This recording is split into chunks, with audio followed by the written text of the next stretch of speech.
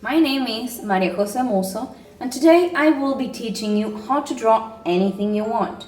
Now, our materials will be anything you feel comfortable drawing in, like a pen, pencil, a sheet of paper. If you want to do this with watercolors, you can.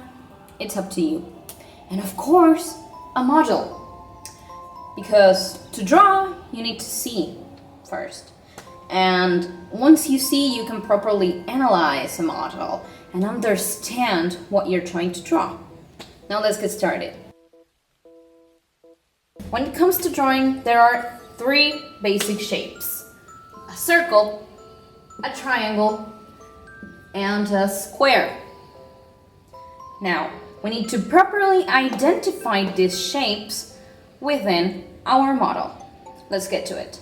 Garfield has many shapes, especially circles around his head, body.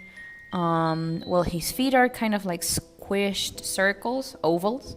His toes are all little circles. His tail has a little circle also. His fingers, his nose, eyes, and cheeks. And he also has some triangles around his ears, the rest of his mouth, and arms.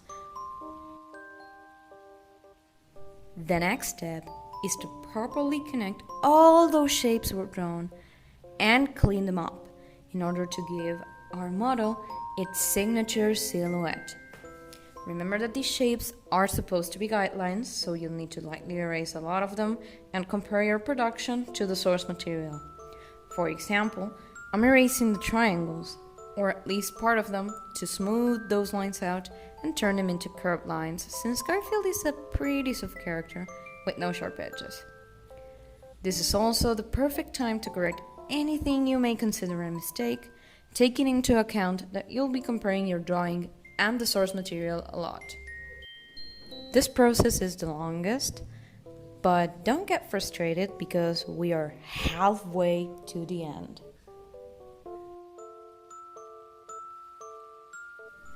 Now we need to fill our drawing with details. I like Garfield's pupils, freckles on his cheeks, his whiskers on the sides of his head, and stripes all along his face, body, and tail. This process may take very long depending on the amount of detail in your model. Thus, it's not advisable to choose something too complicated, especially if you're a beginner. Now, to properly finish your drawing, you need to color it somehow. Color gives a piece life, even if you choose to use grayscale. I'll go with Garfield's basic color palette. Nothing crazy, and it's rather easy since it's just yellow, white, pink, orange, and black. It's also the perfect moment to add shadows or light to your drawing if it requires so, or if you have the ability. Once you've finished, congrats! You've learned how to draw all on your own. Now keep practicing, and someday you may become a full-fledged artist. Thank you for watching.